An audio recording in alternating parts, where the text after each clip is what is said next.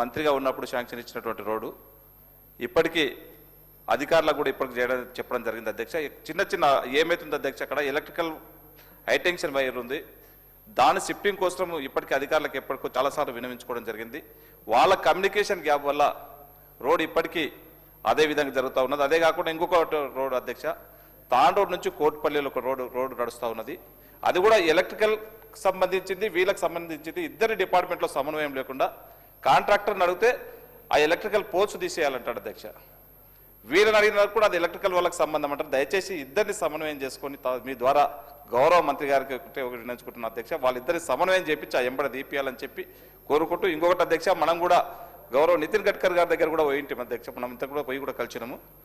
NH ఇప్పుడు మన దగ్గర ఏదైతే కోడంగల్ నుంచి చించోలు వరకు నడుస్తూ ఉన్నది అధ్యక్ష, కాంట్రాక్టర్ చాలా మటుకు డీలా చేస్తూ ఉన్నాడు.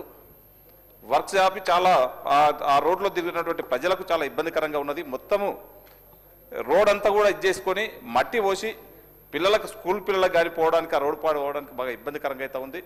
నేషనల్ హైవే వాళ్ళకు, సంబంధిత అధికారులకు, ఆర్ఓ కానీ ఎన్హెచ్ వాళ్ళకు ఇచ్చేసి ఇంబడే ఇన్స్ట్రక్షన్స్ ఇచ్చి వర్క్ స్టార్ట్ చేయమని చెప్పి మీ ద్వారా గౌరవ మంత్రి గారికి కోరడం అయింది అధ్యక్ష. థ్యాంక్ యూ అధ్యక్ష, ధన్యవాదాలు.